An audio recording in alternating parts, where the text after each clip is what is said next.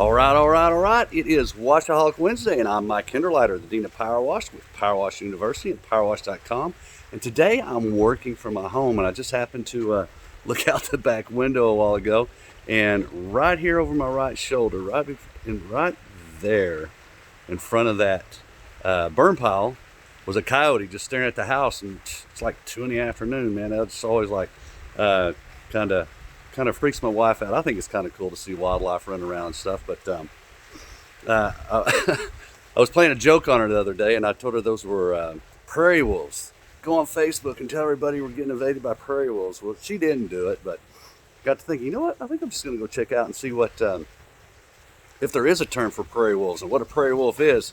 But believe it or not, that's a coyote. It's a prairie wolf. Lewis and Clark actually named them prairie wolves when they first were venturing across the U.S. there. So I thought it was kind of cool. Kind of a mistake on my part or accident that I actually came up with that name, but I thought it was cool. So anyway, today I want to talk about learning to control criticism and not stepping out of bounds and pushing and being so critical of others. We do weekly leadership training and stuff, and it was our topic that came up in this week's leadership thing. And I just want to share it with you because I think it's so impactful how we can be raised or be victims. I shouldn't say victims a lot, but be habitual criticizers of others rather than taking the time to step into the other person's shoes and kind of think what's going through their head. Because the thing that it comes down to is that you never really know what another person is thinking or why they're doing the things that they do.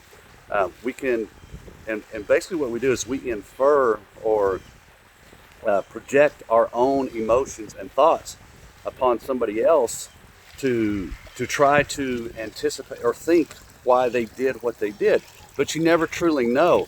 And if you want to get along with people and try to convince them to find your point of view, if you criticize them or attack them or go at them in a way that's negative, they're less likely to listen to what you have to say more than they're going to pull back and become defensive and try to defend their actions. So with that in mind, I just want to share a brief story that I had years ago. I was doing a employee review, and I had a person I had to review, and it was very troublesome for me because I knew that I needed to point things out in that review that were going to be very upsetting for that person, right? So what I literally spent a good part of the night not sleeping because I was like, how am I going to present it to this person? They were key to my staff. I knew I was going to upset them, and it just kept running this through my head over and over and over.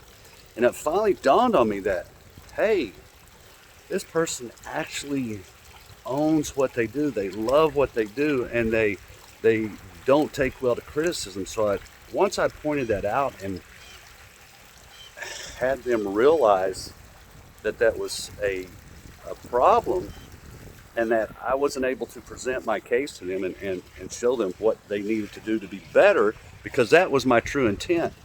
Once I explained that and put it before them in that manner, they just came very open to my concerns and my comments, and it was a very good meeting from that point forward, and from every conversation we've had since. It's been very helpful.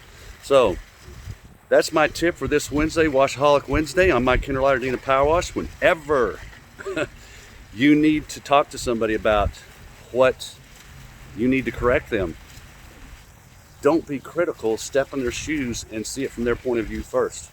I'll see you next week, and I hope you have a successful week. Take care. Bye-bye.